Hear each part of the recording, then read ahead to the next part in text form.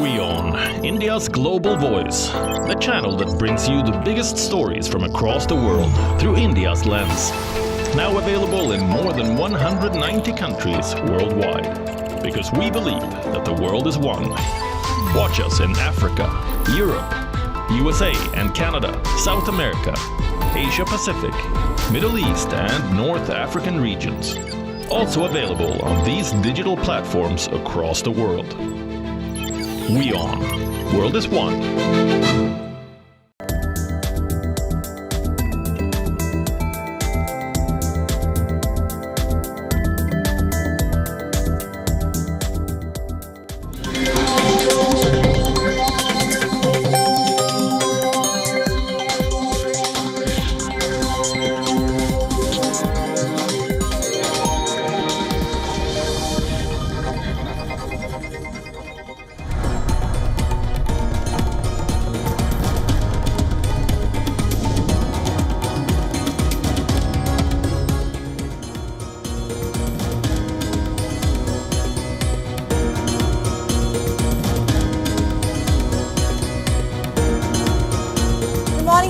Good evening, America. You're watching World DNA with me, Rafah. And I'm Hemkor Saran. On the show today, another flare-up in Gaza after Hamas's armed wing claimed responsibility for an attack on Kerem Shalom, an attack that Israel says killed 3 of its soldiers. Prompting an attack then on Rafah by Israel, reports say at least 22 dead in these latest strikes by Israel. And prospects for a Gaza ceasefire appear slim. Israel has also closed the Kerem Shalom crossing into Gaza now. What will be the implications of this? We'll discuss that on the show today. Also on World DNA today, Chinese President Xi Jinping is in France for a state visit where he said that he wanted to work with the international community to find ways to solve the war in Ukraine, further emphasizing on how China was neither a party nor a participant in the ongoing war. We'll of course be tracking that very closely here on the show, but first, the headlines.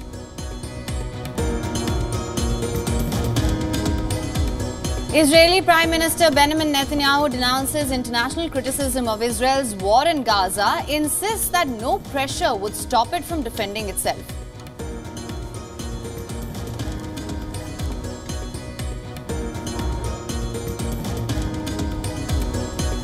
Palestinian health officials claim Israeli airstrikes on the southern Gaza city of Rafah have killed at least 22, including 6 women and 5 children.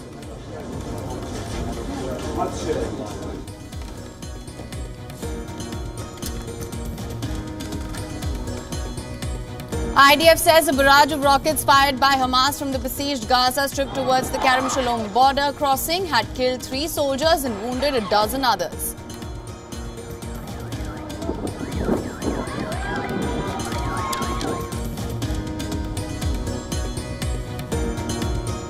Xi Jinping lauded China's ties with France as a model for the international community as he arrived in Paris on a rare visit against a backdrop of mounting trade disputes with the EU.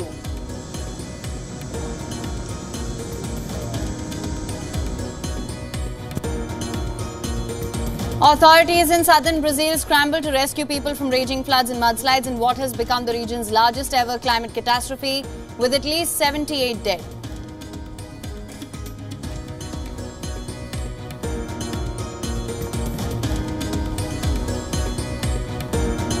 After a heat wave for over 3 weeks, heavy rains accompanied by gusty winds and hail lashed several parts of Manipur, damaging a large number of houses and leaving trees and power poles uprooted.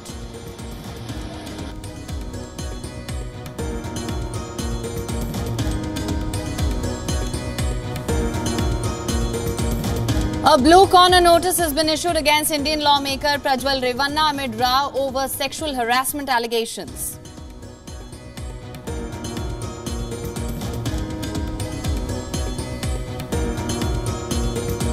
Andrei Rublev is crowned the champion in Madrid. The Russian overcomes a fever to defeat Felix Auger-Aliassime in 3 sets and says this is the proudest title of his career.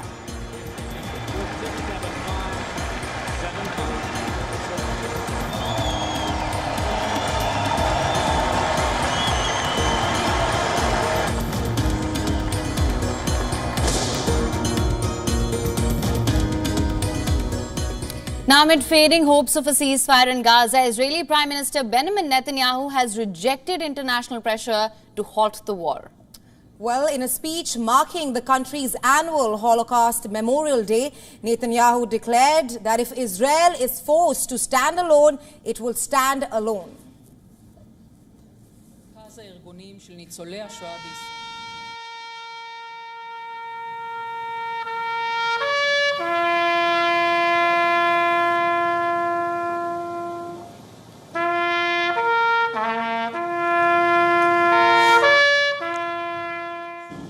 As the Prime Minister of Israel, the one and only Jewish state, I pledge here today from Jerusalem on this Holocaust Remembrance Day, if Israel is forced to stand alone, Israel will stand alone. But we know we're not alone because countless decent people around the world support our just cause. And I say to you, we will defeat our genocidal enemies. Never again is now. The statement by the Israeli Prime Minister comes as CIA Director William Burns is traveling to Doha for an emergency meeting with Qatari Prime Minister. Reports say the meeting is aimed at exerting maximum pressure on Israel and Hamas to continue negotiating. The reports also say that Burns' visit comes as the truce talks are near collapse. This was shortly after Hamas said that its delegation was departing Egypt for Doha, where it will hold further consultations on the militant group's position on the proposed deal. Prime Minister Benjamin Netanyahu also hardened his rejection of Hamas' demands for an end to the Gaza war. Netanyahu said Israel was willing to pause fighting in Gaza in order to secure the release of hostages still being held by Hamas, believed to be more than 130. Netanyahu said that to Hamas's demands there would be a terrible defeat for the state of Israel and a great victory for Hamas. While Israel has shown willingness, Hamas remains entrenched in its extremist positions. First among them, the demand to remove all our forces from the Strip, end the war and leave Hamas in power. The state of Israel cannot accept that. Israeli Defense Minister Yoav Gallant said that Hamas did not seem serious about reaching a truce. He also warned that this means Israel will start military actions in Rafah and the entire Gaza Strip in the very near future.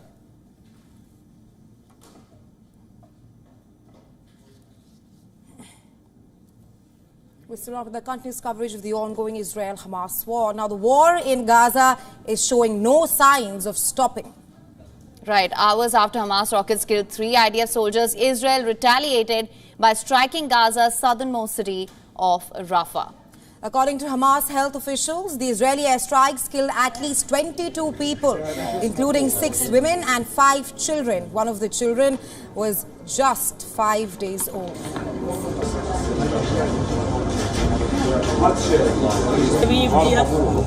والله كنت عندكم اليوم يا وانا طلع بديش اروح Now, according to reports, at least 9 people were killed in a single strike that hit a residential house. The Israeli military has confirmed the counter-strike, saying it struck the launcher from which the Hamas projectiles were fired, as well as nearby military structure. Following the Israeli airstrike, wounded Palestinians were taken to a nearby hospital. Moreover, Israel's government has moved to shut down the operations of a prominent media network, Al Jazeera, in the country, branding it as a mouthpiece for Hamas militants. Prime Minister Benjamin Netanyahu says the cabinet agreed to the closure while the Gaza war is going on. Netanyahu cited that the network threatened Israel's national security. The measure issued on Sunday includes closing Al Jazeera's offices in Israel, confiscating broadcast equipment, cutting off the channel from cable and satellite companies, and also blocking its website as long as the war continues. Now, after the order was issued, Israeli authorities raided a Jerusalem hotel room used by Al Jazeera as its office. Al Jazeera has condemned Israel's move to shut down the network. They say the move is a criminal action, and the accusation that the network threatens Israeli security is dangerous and a ridiculous lie that puts its journalists at risk. The network says it reserves the right to pursue every legal step. all the equipments were taken away from one of our live positions. The safety of our journalists is very important. We will continue to abide by the law, and I think in the coming days we will try to pursue all legal paths to counter this. But for now, the coverage will continue, the impartial coverage will continue. Now, to discuss this further, we are being joined by Professor James A. Russell, Associate Professor in the Department of National Security Affairs at NPS. He's joining us from Monterey. Thank you so much for joining us on World DNA, sir. Thank you. Sir, the latest flare-up in tensions, it has put the prospects of a truce deal in jeopardy. What's your assessment of where things stand right now? I think the truce is dead. Well, not that it was ever agreed to anyway. Military operations are back underway, and I would expect that Israel is going to invade Rafah, and we're going to see a resumption of killing, large-scale killing on the part of the Israelis with more airstrikes, and the body count is going to continue to rise. Right, so you speak of how the prospects of a truce deal is dead. With no breakthrough in the latest talks which took place in Egypt, CIA Director William Burns is on his way to Doha for an emergency meeting with Qatar's Prime Minister, and so is the Hamas delegation. Do you think with this flurry of activities at the moment that the talks can somehow be brought back on the track? I think the only way these talks can be brought to any kind of meaningful action is for the United States to start exerting real actual influence on Israel's behavior. The Biden administration has shown no inclination to want to do this. Since the start of the crisis, the Israeli Prime Minister has gratuitously slapped around the American president. The American president has put up with it. He declines to introduce any conditionality to American military aid and economic aid and political support that is enabling Israel's genocidal campaign. And until the United States is willing to step up to the plate and take meaningful action to try to curb some of Israel's egregious behaviors, I don't think there's anything that's going to happen. I think the slaughter is going to continue, and it's going to start soon. Right, sir, absolutely. Now, just for more clarity on this, even though you've touched on this already, we've seen that Israel right from the start had been very adamant on a Rafah offensive, and that in fact was a bone of contention in these truce talks as well. Now, Israel has in fact redoubled its efforts. It said that nothing is going to stop Israel from defending itself, and if it has to stand alone, it will. That being said, how do you reckon things panning out in the region? Well, I think that Israel shows, I think, again, as I've said before about Prime Minister Benjamin Netanyahu, as dangerous and destructive a figure he is, you can't accuse him of not being clear about what he stands for. And he has said that he's prepared to stand alone. And I don't think Israel cares one whit about what the region thinks of what it's doing in Gaza. This points to this fundamental sort of disagreement, if you will, or a different outlook between the United States and Israel. The United States sees the prospect of a wider agreement between Israel and its surrounding adversaries as the key to a long-term peace. And Israel, of course, has no interest in integrating with its neighbors. They have no interest in reaching political agreements with the Palestinians or even the surrounding states, which would sort of alter the sort of the geopolitical calculus, which might, at least in the American view, enhance Israel's security.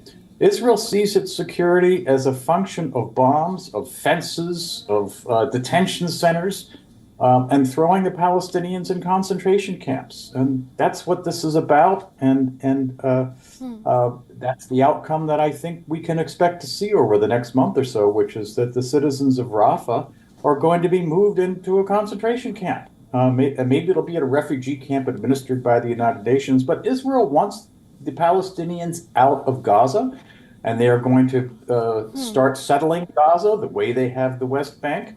And this is the Likud Netanyahu sort of a religious right-wing plan. And it's based on a policy of coercive colonization. And they are going to set about pursuing this. And, you know, the United States is is enabling all of this, of course. But that's the outcome. It's the policy of coercive colonization is going to continue, only now it's going to also be happening in Gaza. Right, Professor James, with an imminent Rafah invasion, we'll have to wait and see how things pan out. Thank you so much for taking our time and joining us here on World DNA. Thank you. Now, on Sunday, the Hezbollah staged its biggest attack so far in Israel, firing more than 60 rockets at northern Israel. Right, and the IDF says its fighter jets struck several sites belonging to the terror group in southern Lebanon.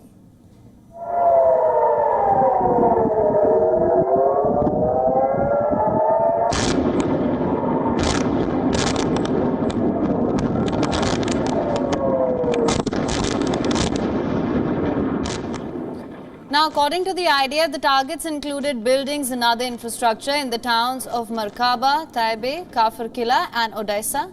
CCTV footage filmed from the Israeli border town of Kiryat Shmona showed a barrage of rockets being fired from Lebanon as audio of sirens and series of explosions echoed across the streets.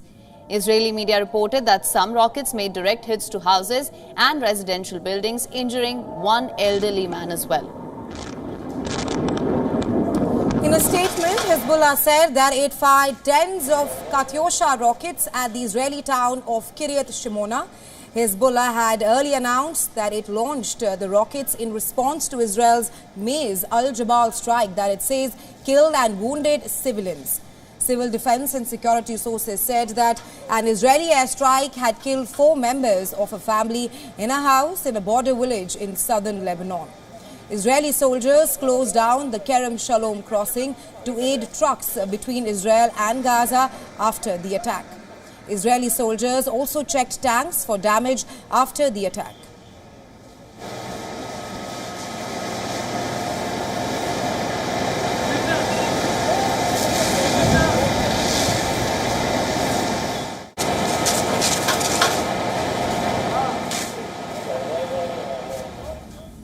In other global news, Chinese President Xi Jinping is in France on a 2-day state visit at the invitation of his French counterpart Emmanuel Macron. Now, in a day of talks today, Xi will hold bilateral meetings, including with EU Commission Chief Ursula von der Leyen, followed by a state banquet hosted by Macron at the Elysee Palace.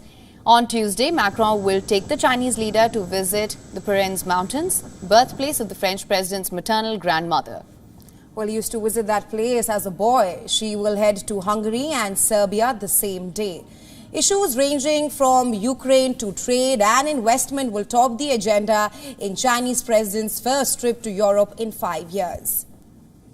Well, Xi said that he wanted to work with the international community to find ways to solve the conflict sparked by Russia's invasion of Ukraine, while emphasizing that China was neither a party nor a participant in the war. In an op-ed, he further said that he hopes that the peace and stability will return quickly to Europe and that he intends to work with France and the entire international community to find good paths to resolve the crisis. Meanwhile, Macron also in an interview with The Economist said that, and I'm quoting here, it is in Europe's interest to get China to weigh in on the stability of the international order. He further said that Europe must defend its strategic interests in its economic relations with China.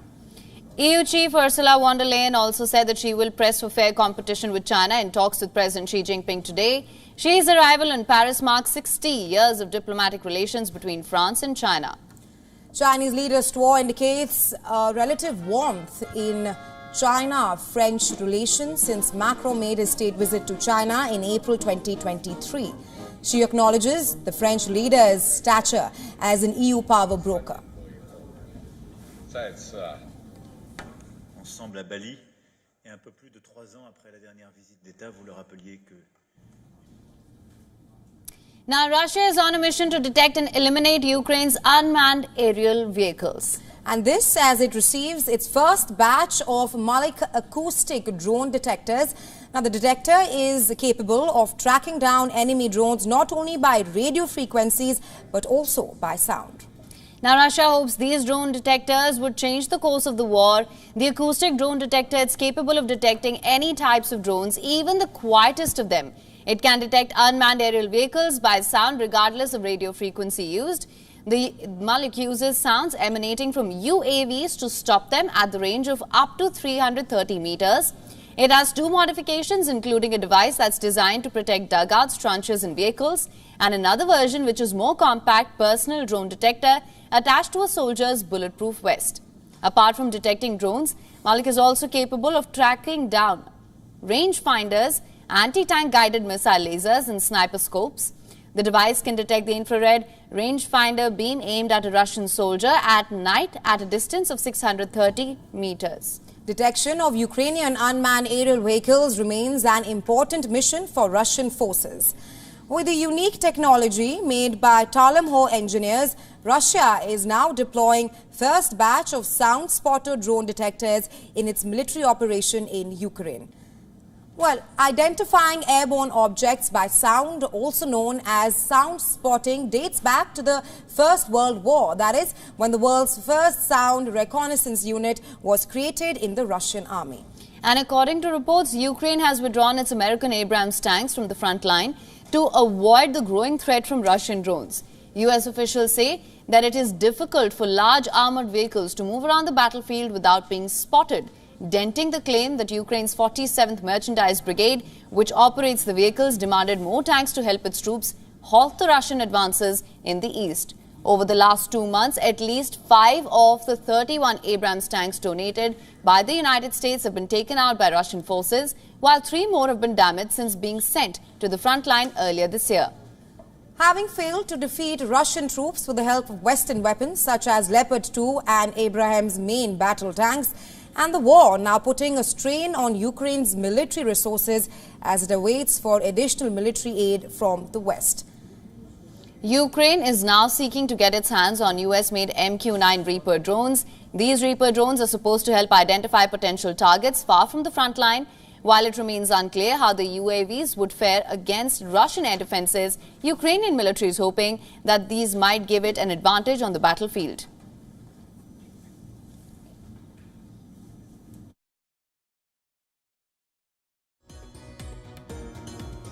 And as always, with that, it's time now for a short break. But don't go anywhere. On the other side of World DNA, we will tell you about a story from India, where Karnataka State's Home Minister confirms Interpol, upon the request of India's CBI, has issued a blue corner notice to trace Prajwal Revanna, who is absconding and is believed to be in Germany. We'll get to the full story on the other side of this short break. Also on the other side, Germany's military has admitted a major flaw in the video conferencing tool that it uses after thousands of its classified meetings were publicly accessible online. Details on the other side, stay tuned.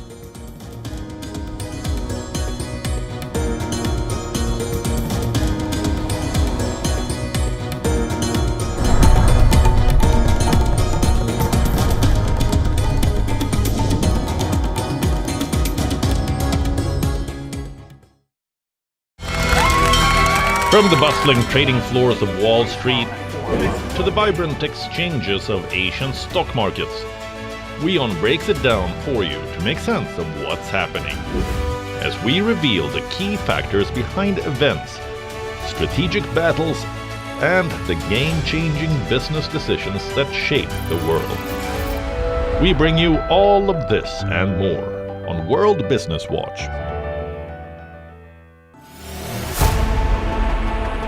Know more, understand better, think ahead. Hello and a very warm welcome. You are watching Gravitas with me, Molly Gambhir.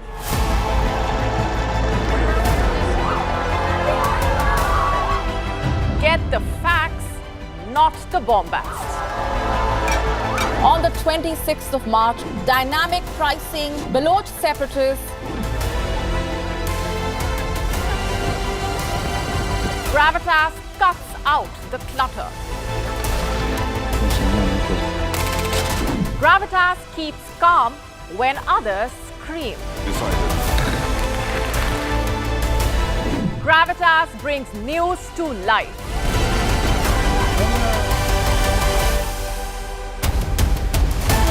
Weekdays 9 p.m. IST, 3:30 p.m. GMT.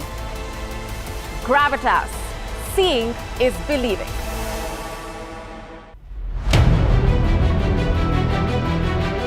India's poll juggernaut reaches halfway mark. 10 states, 2 union territories with 94 constituencies vote in Phase 3. Spotlight on Prime Minister Modi's home turf, Gujarat, Goa and Karnataka. Key union ministers and opposition leaders among 1,351 candidates whose fate will be sealed in the ballots. Watch Lok Sabha polls Phase 3. Continuous coverage on May 7th. Only on WION World is One.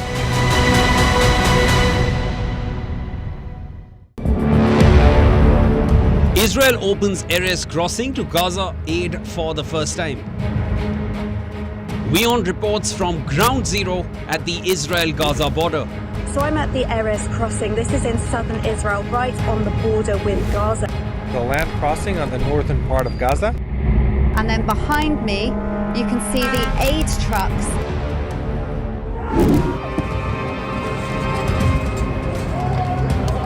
As Gaza troop talks continue, unrest grows in the US campuses. How many of these protesters are students and how many are from the outside, just supporters? You can see that there is a very heavy police presence. They have zip ties in hand. Susan Tehrani reporting from New York for WION. WION reports all the action as it happens.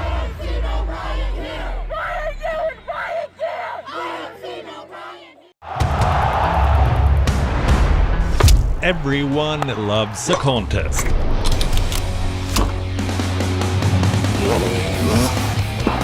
But sport isn't just about victory and defeat. When the GOATs in sport speak, you hear it first on WION. You have to play good cricket over a period of time. I should push myself right out of the damn tournament. We go beyond the stats. Our stories are quoted the world over. At WION, sport is part of our DNA. Come, join us on this journey. Weekdays 6:30 p.m. IST, 1 p.m. GMT. WION, India's global voice. The channel that brings you the biggest stories from across the world through India's lens. Now available in more than 190 countries worldwide. Because we believe that the world is one. Watch us in Africa, Europe, USA and Canada, South America, Asia Pacific, Middle East and North African regions. Also available on these digital platforms across the world. WION. World is one.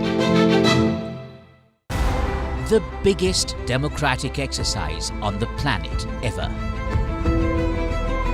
Decoding the multiple colors of this multi-dimensional, multi-layered spectacle.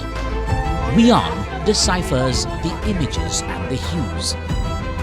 Sifts real performance from rhetoric and noise, claims and counterclaims, populist pitches and hidden truths. Untangling, unraveling this celebration of democracy.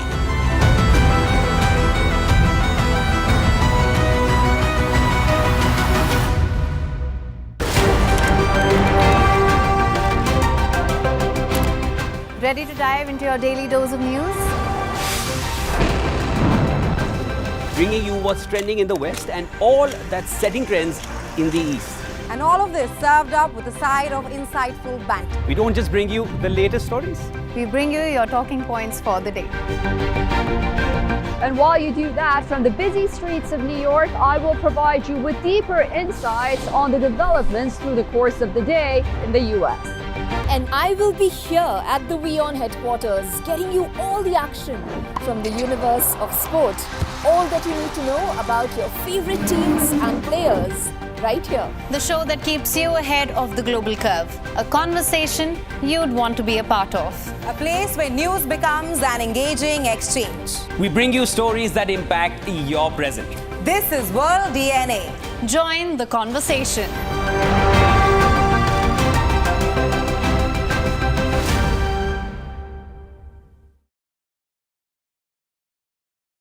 WION, India's global voice.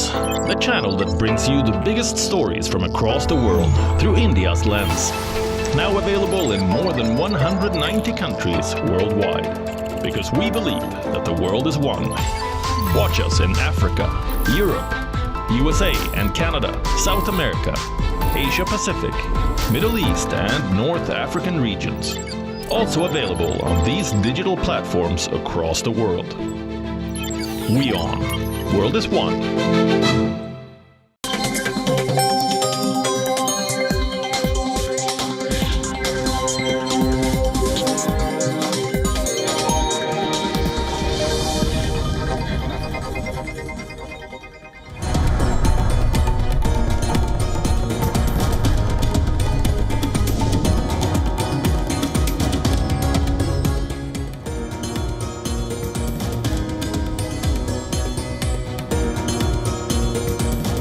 Welcome back. You're watching World DNA with me and Haim. A look first at the headlines. Israeli Prime Minister Benjamin Netanyahu denounces international criticism of Israel's war in Gaza, insists that no pressure would stop it from defending itself.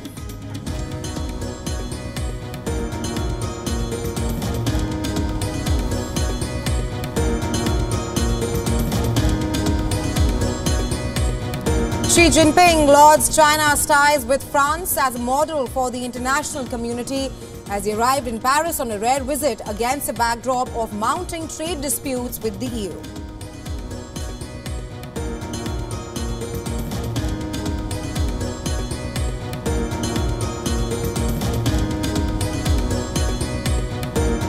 Panama's former security minister Jose Raul Molino wins presidential race moments after runner-up Ricardo Lombana concedes defeat. Molino wins the single-round first-past-the-post race with more than a third of the votes cast.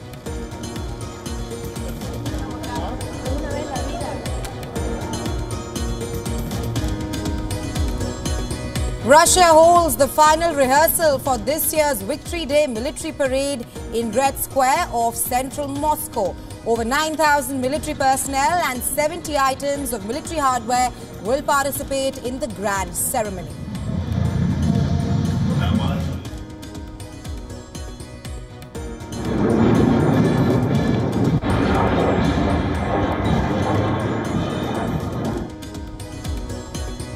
Authorities in southern Brazil scramble to rescue people from raging floods and mudslides in what has become the region's largest ever climate catastrophe with at least 78 dead.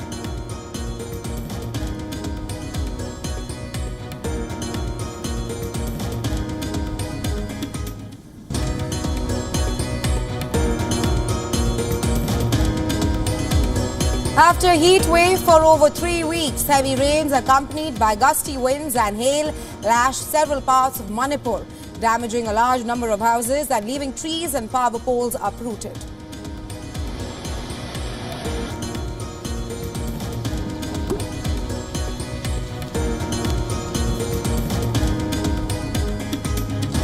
A blue corner notice has been issued against Indian lawmaker Prajwal Ravanna amid row over sexual harassment allegations.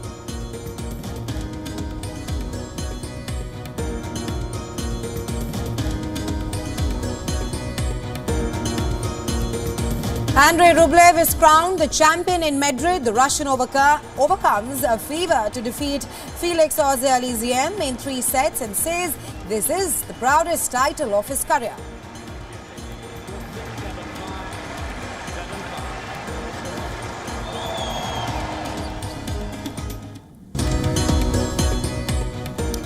In India, Karnataka lawmaker H.T. Ravanna has been sent to special investigative teams custody until the 8th of May in a kidnapping case. He earlier appeared before the magistrate following his medical test at Bowring Hospital. Now, HD Ravanna was arrested on Saturday by a special investigative team. The team is also investigating the case of sexual abuse of multiple women by his son and Member of Parliament Prajwal Ravanna. Now, Interpol, upon the request of India's Central Bureau of Investigation, has issued a blue corner notice to trace Ravanna Jr., who is absconding and is believed to be in Germany. This has been confirmed by Karnataka State's Home Minister, Dr. G. Parmeshwara. Blue collar notice, it authorizes Interpol to collect information about a person's identity, location or activities related to a criminal investigation. Now, the case against HD Ravanna was filed by a man whose mother was allegedly abducted. She was one of the women who could be seen in the videos that showed Prajwal Ravanna allegedly abusing them.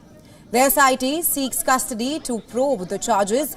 Earlier attempts by Ravanna to secure anticipatory bail have been unsuccessful, with the Special Court for Elected Representatives dismissing his plea. The People's Representative Court, it's reserved its bail order for a hearing scheduled later today as well.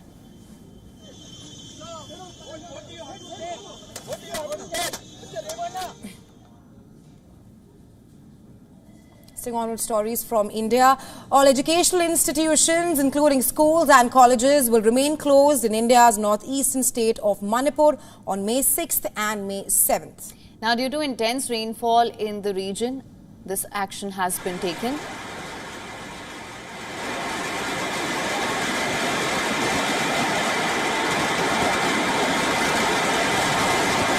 Chief Minister N. Biren Singh posted information of this on social media platform X and added that the decision has been taken as a precautionary measure against the risk posed by the current weather conditions.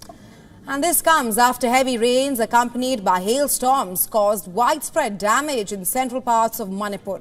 Several houses were damaged in Chanchipur and Tera in Imphal West, with hails leaving holes on tin roofs. Strong winds uprooted hutments in various regions.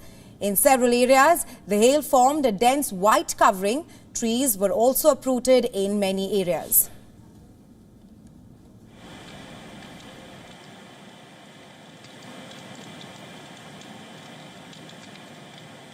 Chief Minister has said that his government would repair the houses that were damaged. The Chief Minister has extended support and immediate assistance to the victims. He has also provided helpline numbers for different districts impacted by severe weather conditions. The Met Department has issued an orange alert of heavy to very heavy rain in several northeastern states, including Manipur, till Tuesday.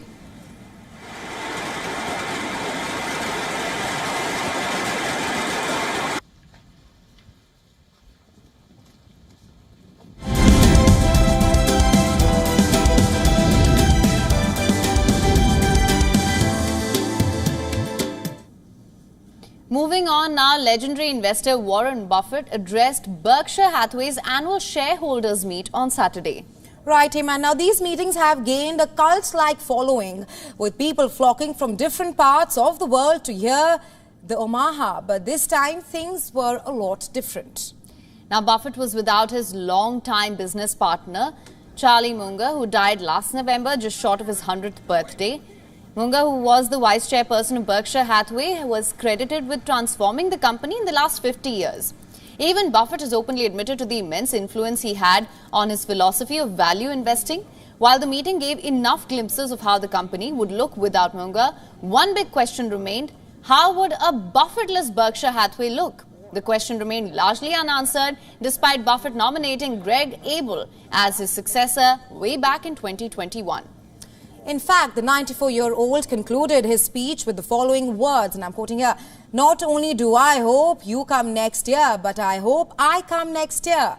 That line gave enough hints to investors that Buffett still has skin in the game. But the investment guru did talk about Abel, the vice chairman of non-insurance business at Berkshire Hathaway, when asked if the company would follow the Buffett school of thought.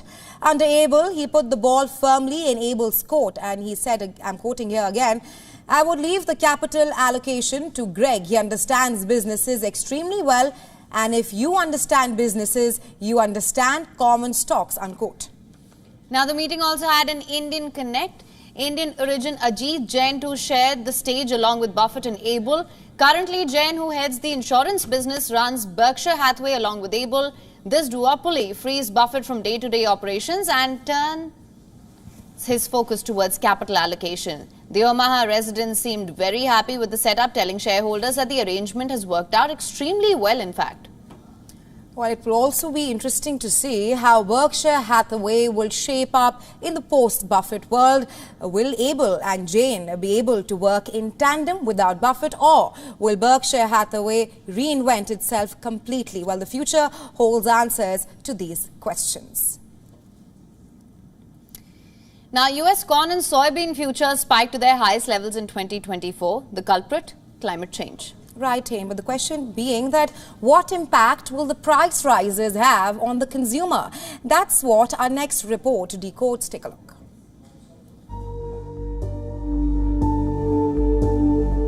Inflation is showing signs of cooling off from its peak, but still remains relatively high.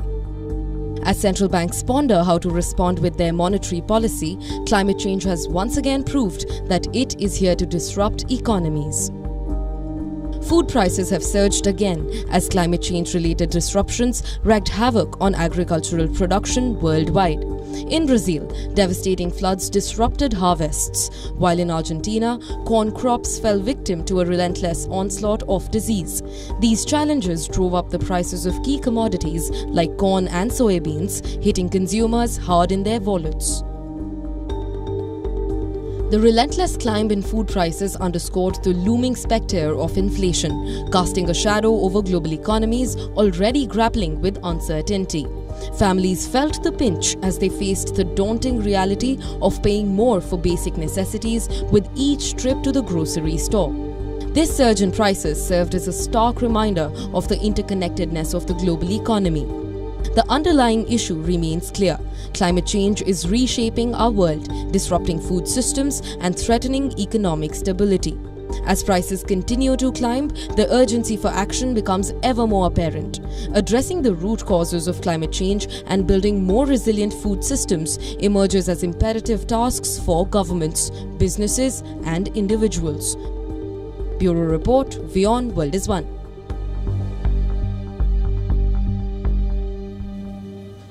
Well, did you know that your everyday morning ritual of savoring a cup of coffee is perhaps linked to a narrative of social and environmental turmoil? Right. However, a promising alternative is on the horizon. Welcome to the culinary world of synthetic coffee. That is something that's being touted as an opponent here. The world consumes 2 billion cups of coffee a day. The staggering demand has catastrophic consequences for the global environment, ranging from rampant deforestation to the exploitation of farmers and carbon emissions. Moreover, reports also say that climate change will make around half the land best suited to growing coffee unsuitable by 2050. And in response, several forward-thinking companies are harnessing biotechnology and food science to offer coffee alternatives that are devoid of these burdens.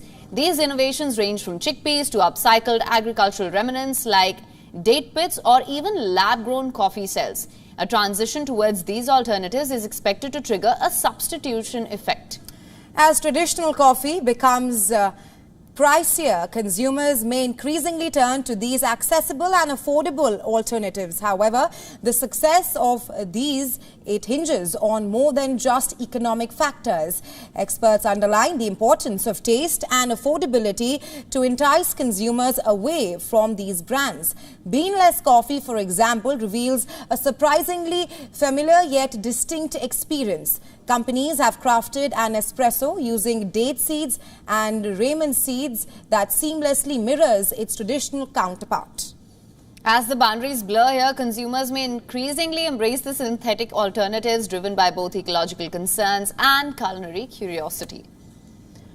Well, bioreactors, long used for pharmaceutical and cosmetic production, they offer a glimpse into a future where plant cells are mass cultivated as a sustainable alternative to traditional agriculture.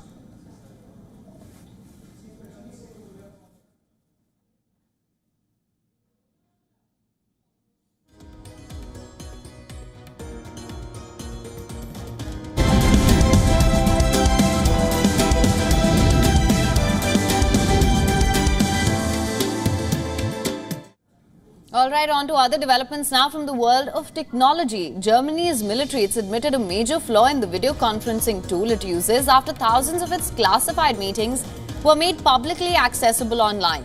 A German news outlet reported accessing the armed forces meetings online via simple search terms. The report mentioned that over 6,000 meetings could be found online, and the leak. The news outlet stated that it got access to meeting rooms which were used by 248,000 German soldiers. The breach occurred on the German Armed Forces' own WebEx version. WebEx is a video conferencing service. The news outlet also stated that they were able to access these meeting rooms due to the weak online design that lacked password protection. The German military wing on Saturday admitted its mistake and stated that the bug was fixed within 24 hours after being made aware. Well, Finland's Transport and Communications Agency has raised an alarm regarding an Android malware campaign that is aimed at hacking into online bank accounts. The agency reported several instances of Finnish text messages instructing recipients to call a specified number. Scammers posing as bank representatives advised victims to install a supposed McAfee app for protection. And these messages, appearing to be from legitimate banks or payment service providers, utilized spoofing technology to mimic domestic telecom operators or local networks. However, the McAfee app was in reality malware, which was unauthorized access to victims' bank accounts. The Cybersecurity Center received reports indicating that targets were lured into downloading the malicious application. Finland's law enforcement has cited instances where the malware allowed hackers to log into victims' banking accounts and initiate unauthorized money transfers, with one individual losing $102,000. Traficom clarified that the campaign exclusively targeted Android devices, with no separate infection chain identified for Apple iPhone users as of yet. According to a report in March, Meta got over 27,000 complaints on Facebook and Instagram from India about synthetic content. The report highlighted that fake profiles were the major concern here. In its monthly report, Meta says it received more than 27,000 reports on Facebook and Instagram of fake profiles that pretended to be genuine users. The complaints were received through the Indian grievance mechanism on Facebook. Nearly 4,500 out of 12,000 cases were about fake profiles. Instagram received 12,000 reports, out of which 5,000 were about fake profiles. Meta, like other big social media platforms, needs to submit a monthly compliance report in accordance with Indian government's IT rules 2021.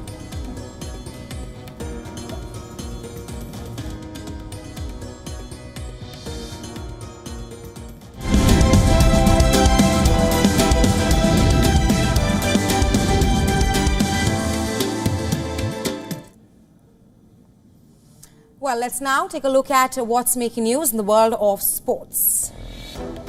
Lando Norris has won his maiden Formula One race in his 110th start. The McLaren driver held off triple world champions Max Verstappen with the help from a safety car in the Miami Grand Prix.